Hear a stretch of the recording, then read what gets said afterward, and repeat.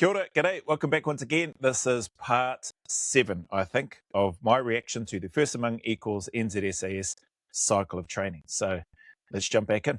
Just before we do that, a shout out to the non-sponsor, Waimanuka. Same with Waimanuka here in the background.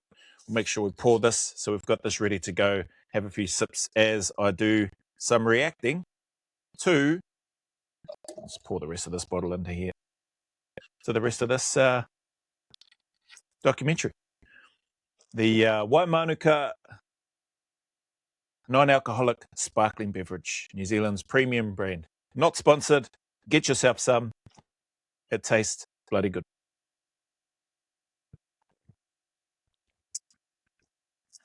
Yeah, nice. Anyway. Knowing on the actual day, nothing can be left to chance. With method of entry, the 5 troopers are taught that every conceivable route into a building must be exploited. It's about having a bit of brain power, a bit of thought. Brutality, using brains, that's how we get into places. It's intensive training. The new troopers rehearse and rehearse for the real event. Knowing on the actual day, nothing can be left to chance.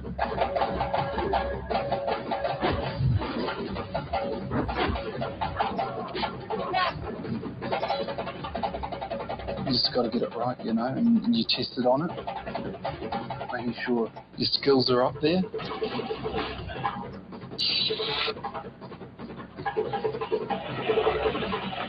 The 5 work on method of entry tactics, using many forms of transport, and at all hours of the day and night.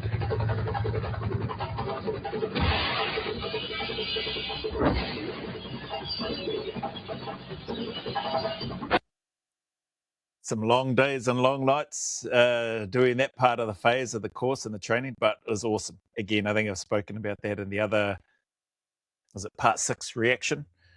Long days, tired, but just cool to be a part of, and great to get for me personally, great to get a better sense and understanding of what the guys are doing behind the scenes, how much time, effort and energy they're putting into their craft to make sure that they are as well prepared as they possibly can be, trying to, how long's a piece of string? How do you prepare for every eventuality? Well, in reality, you can't, but they put in enough time, reps, effort, energy, etc., change things up, add and throw in other obstacles or challenges in the mix to see how people adapt and or react.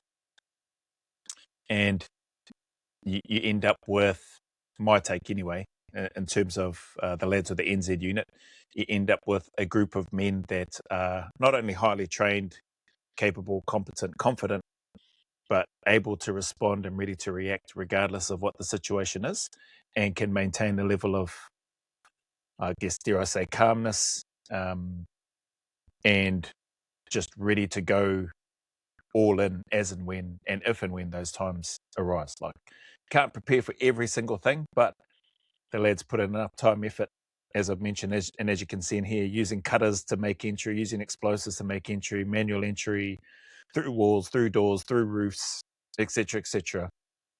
Yeah, a heck of a lot of work and energy goes into all of that, not just from the students themselves as well, I might add, but also the instructors. So the instructors with the planning, the preparation, the resources, the coordination with the aircrafts and all that sort of thing. It's there's a heck of a lot to it.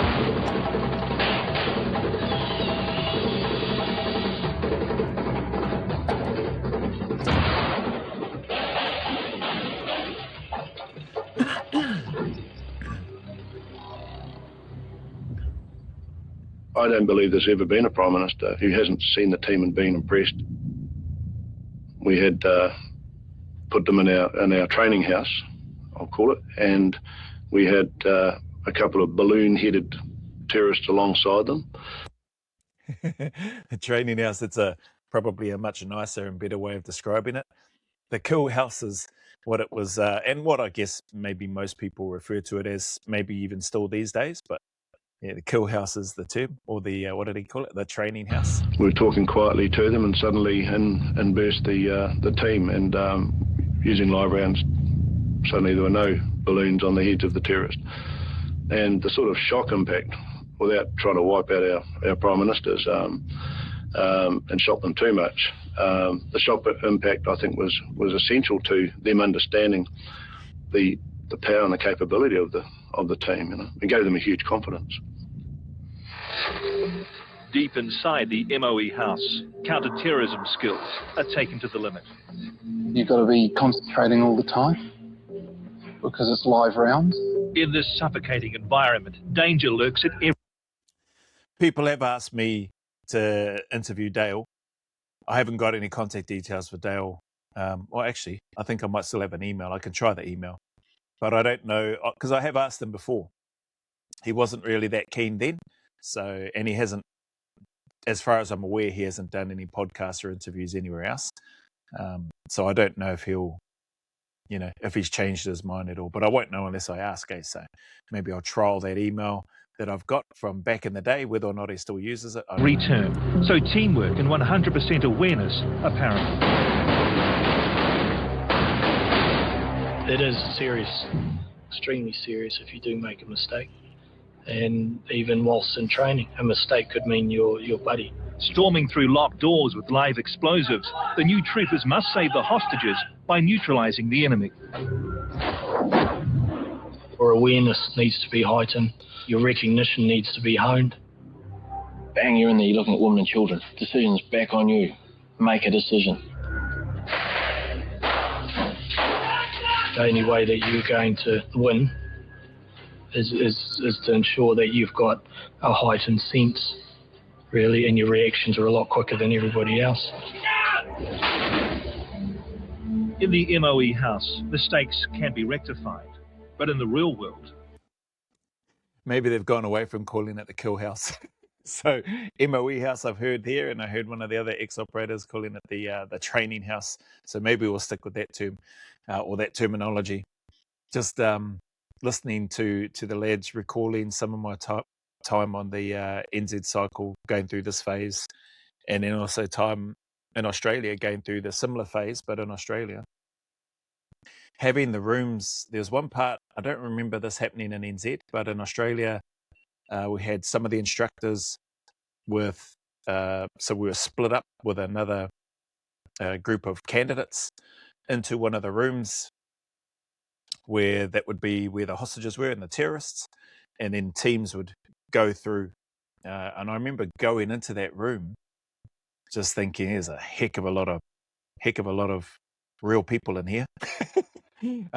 Obviously, we had built up to that. It wasn't like that was the first thing that we did. There was obviously going through dry runs, going through with just the targets and all that sort of thing, or going through dry runs without any targets in there, going through dry runs with targets in there, etc. So there's a progressive overload, I suppose you could say. But it's still done at a pretty fast pace, whereby it's trying to get you as an aspiring operator to get comfortable with the need to assimilate information might take quickly and be able to react, respond in kind, in terms of in a fast manner and appropriate manner. And then anyway, getting to that stage, it was still, taking in all this information, the targets of the terrorists, of the baddies, the non-terrorists who are standing in those cutouts, but then also you've got the guys that you're on course with who are not wearing, they weren't wearing body armor or anything like that. They're unmasked. Obviously, you can see that they are, for that purpose of that exercise, innocents, and they're in the room. And you're coming in with your small team and then going into the areas where you need to, taking out, neutralizing the targets with live rounds, and then moving around, clearing, dominating that space, and then doing whatever you need to do after that. And then getting debriefs at the end of that. Like those are, like in that moment, and even before then, so even still in NZ. But in that moment, there's just little things, I suppose, landmarks along the way where you go, this is literally life and death. This is serious, and you have to get it right, because there's lots of other people. Could be your mates, could be your family, could be your friends. When you burst into a room, you didn't know that they were there. Like we didn't know that that the boys were from our cycle, those that had had already gone through and done a scenario, and some that hadn't yet had been put into that room. We assumed, and I assumed, that we were just going into the room like any other room, that there'd be obviously our teammates, there'd be the cardboard targets, which are the enemy, and then there'd be the cardboard targets, or not targets, cardboard hostages in the rooms, along with some directing staff in there as well. So yeah, really helps to solidify, I suppose, is where I'm going with that. Just to reiterate what Eddie and what you've seen Eddie say or heard Eddie say, as well as Dale, when you're going in there and trying to be as switched on and locked in as you can. That luxury doesn't exist. And what happens if you're shooting at two men and they put women in front of them? Those two men, you know, are on a plane to kill 5,000 people. You're going to make a decision. All weapons, I should hear. All weapons clear. All weapons clear. For this patrol, it's been a textbook exercise. A trooper that joins this unit should be able to analyse a situation and get it sorted. Because they've picked you for your attitude, they've picked you for your learning ability, so there shouldn't be a problem. All weapons clear. All weapons clear. This is the last phase of training in a controlled environment. Now the 5 new troopers will be tested in a real urban area. Since 9/11, the battlefields have moved to the cities of the world. It was entirely an offensive operation that meshed all the elements of guerrilla warfare in one fell swoop. Surprise, maneuver, economy of force, and symbolism. In counter-terrorism training for urban environments, the squadron must infiltrate an actual city. In this case, Auckland. Auckland's simple. Auckland is a simple city. It's not a very big city. The buildings represent a small suburb in America. At dusk, the exercise begins. 3 months of training have centered on this night. You know the aim. You've been given all the tools to achieve that aim. You can't afford mistakes. You can't afford mistakes because people get hurt. When you've done rehearsals, you've done practices, you're at the high end of it now. You're expecting everyone else to do their job. 2 blacked-out helicopters take the new troopers on their first urban assault operation. And to just put that into perspective, like I wasn't involved in any of the planning and stuff for when these types of exercises and things take place in NZ and Australia. But it gave for me personally, it gave a really good appreciation and a much better understanding of just how much time and coordination the instructors, like the already badged members, are putting in behind the scenes. The coordination, the hours, the safety in regards to what's required in order to go and carry out those jobs, the notifications that have to happen to the particular parts, the booking of certain places within which you go to conduct these training exercises, albeit training exercises, not shooting up live rounds, not using live rounds. Well, I didn't in mine anyway, not in the urban environment of your actual cities, so in Perth and or in Auckland, but enough, I guess, to a degree, as much realism as they can, as safely as they can. There's just a massive amount of work that I thought about. I'm glad that I thought about it while I was on cycle, but I've thought about it over the years since being out of the regiment, of just how much work has gone into every course, not just this one, but you could imagine, well, I'd like to think people could imagine there's a heck of a lot of checks and balances and stuff that take place to try to bring something like this together so that it can happen as part of the training and or indeed the culmination of the previous weeks, months leading up to this point, to put everything together to show, in this case, the unit here in NZ that these guys are wanting to try to get into, that they are capable, competent, confident, able to execute in the environment. Their goal is to land safely on designated targets above Auckland streets, then descend without being discovered.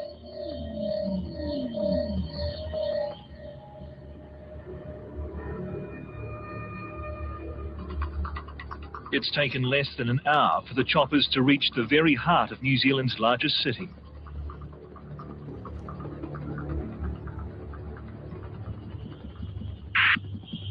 Oscar Charlie, this is Warrior Black, Black Eagle, I say again, Black Eagle, 30 seconds, I say again, 30 seconds. Okay, Criminal Rights, eyes on track. Using Auckland's bright lights to illuminate the way, the pilots steady the helicopters. For the troopers, their focus is purely on landing safely and undetected. You've got to have a firm grip on the helicopter. Don't let go. With an unsuspecting city below them, the helicopters approach the drop zone. Suddenly, and so just all of that clearing airspace,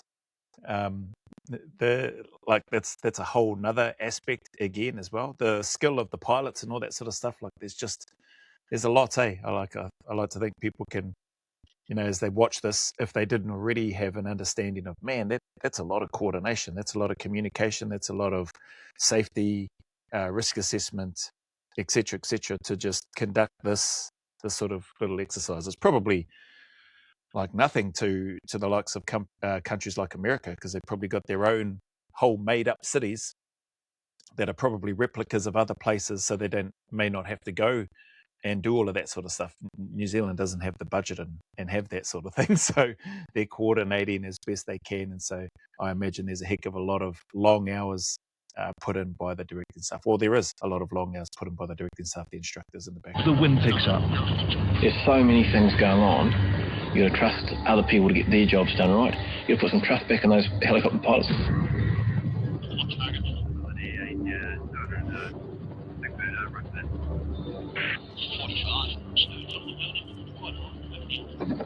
Countless hours of training have come to this.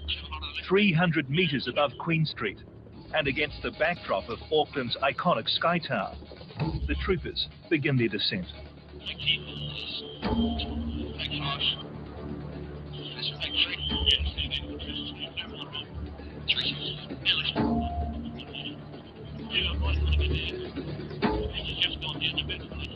The first part of the urban infiltration has gone according to plan.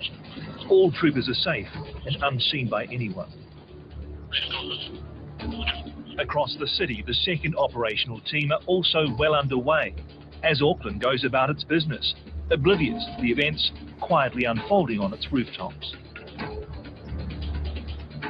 Now the troopers must rapidly descend 63 stories.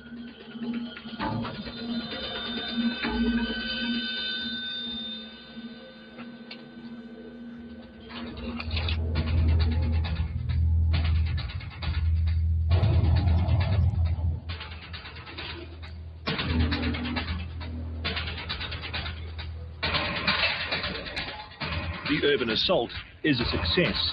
The 5 new troopers have proven they can take a city. Next, they must prepare for the challenge that is the ultimate nightmare. The commentary from the media is going to proven they can take a city, the 5 young troopers. I think that will make people smile. That makes me smile as I sit and listen to it. I don't think at any stage when I went through that sort of training or the course that we were sitting around thinking, yeah, we can take the city. But bless the media for their commentary. Of any government, anywhere.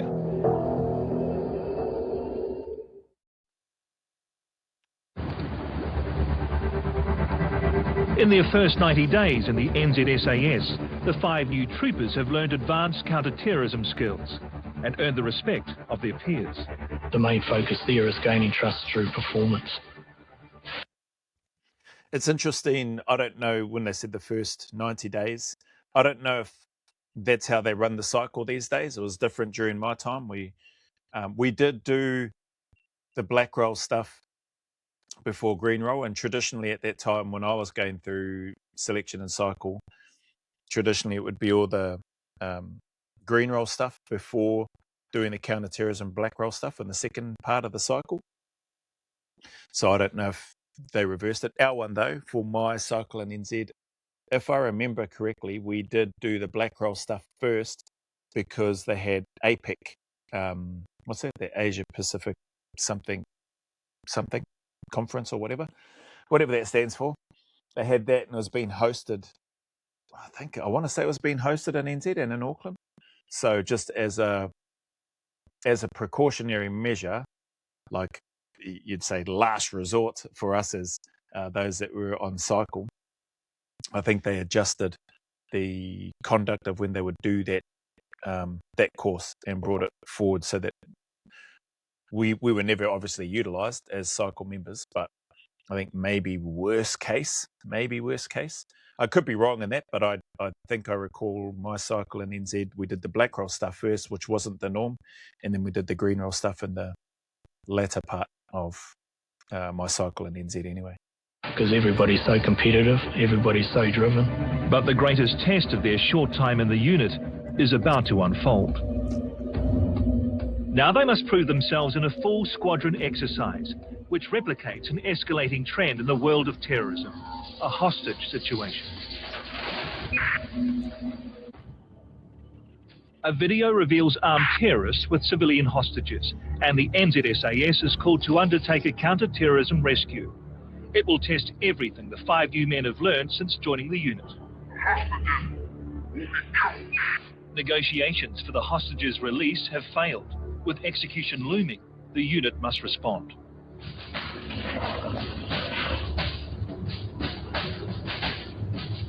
In a combined operation with police and other armed forces, the NZSAS will spearhead a rescue attempt involving the 5 new troopers. So obviously the police and the wider New Zealand Defence Force performs a role in terrorist-related incidents. At one end of the spectrum, our unique skills may be called upon. This exercise has taken months of planning and is conducted as a real hostage crisis. It's very real, and you can't afford to make errors on it. And it's testing everything you've learned. For the 5, just as you heard there, months of planning. So all that work in the background, as I've been talking about, is a heck of a lot. Now you got the police involved. There'd likely be first responders included as part of that. You got the Air Force, military. It's a lot of moving new parts. troopers, the experience has been intense. Now they must show their peers they can perform under extreme pressure. The internal pressure within the unit to perform is horrific. And they're seeing what your decisions are. Everyone's seeing what your decisions are. Everyone's seen what you like too, in terms of, are you Jack? Like, do you just sit around and, just worry about yourself and don't worry about your mates? Like the CT stuff, same with green roll stuff as well, is very much like checking on your mates throughout everything. My experience anyway, within regards to the unit. Huge amount of personal responsibility and accountability to make sure that you're squared away to do what you need to do. But also, once you're squared away and you believe that you're squared away as well, it's also about checking on your mates, making sure that they're all good. Have they got everything that they need? Do they need a hand with something? Because that will swing around and come back to you. Sometimes you'll be the guy that maybe needs some help, particularly if you're the MOE guy. Like if you've got to go out and then dead up some charges or disconnect them and all that sort of stuff, and you're having to stand down, getting everything ready, going in and out, and people are moving around everywhere. Your patrol commander's gone off to get orders or updates and briefings, etc. Just the need to look out for each other with your small team and making sure that everybody's got everything. Like, there is time where you can relax in a holding area and that sort of stuff, but there's also times when it's go, especially when you're doing training run after training run. And if you have used ammunition and you come back, you've got to re-bomb things, you've got to redo and remake new charges. So there's a lot of work. People have got their responsibility, as I think you've heard the guy Fish and Dale and Eddie talk about. Can you trust people to do their job? And so when they come back, part of that and getting ready, you've really got an idea of what you need to do. You go away and you start getting all your stuff ready as quick as you can. You still ideally want to get all your own stuff done, but sometimes there's just going to be those moments whereby other members in your team will get their stuff done before you, and then they will naturally, what I saw anyway and what I tried to do, they'll naturally then come and help you. So if they know that your magazines haven't been bombed up yet, they'll bomb them up for you. And when you come in, they'll tell you, bro, all your mags are done. That's done. Just letting you know. So when you come back, you're like, oh, cool, sweet. Like, I've done what I needed to do over here. I've come back and the bros have already bombed up my magazines. Same for the patrol commander. He didn't get a chance to, I think he just got back, took off his kit, laid it down. He's got to go in for a briefing, debriefing, get new orders, etc., then come back and give us another briefing. He hasn't had a chance to sort out his gear, so that's us all hands on deck and doing those sort of things. So if you're a jack prick or person, they won't do that because they're wanting to try to appear that they are good to go, that they've got their stuff squared away, that they're onto it, blah, blah, blah. But really all they're doing is just exposing themselves in terms of how much of a jack prick they are by not looking out for and helping out their mates. Carefully, NZSAS marksmen and surveillance teams move into position. It's all very much black and white, really. Know your enemy, and out of that comes strengths and weaknesses. Inside, military personnel are playing the roles of hostages and hostage takers with a chilling realism. This is all about training and testing of our training procedures, so the information that's picked up from outside has to look realistic. With surveillance established, the unit prepares in a state of constant readiness.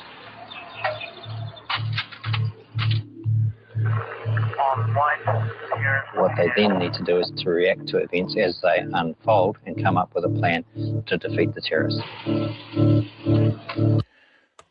All right, I'll pause that there. About not quite halfway through this yet, but that's part 7 done. Yeah, enjoying going through. Again, shout out to the person that called me out and said, hey, are you ever going to finish this series? So chipping away, I've definitely got it back towards near the top of my list. And, excuse me, I'll continue to chip away and get it done. Again, final shout out to the non-sponsor, Waimanuka. You can see some of the bottles, the cans there.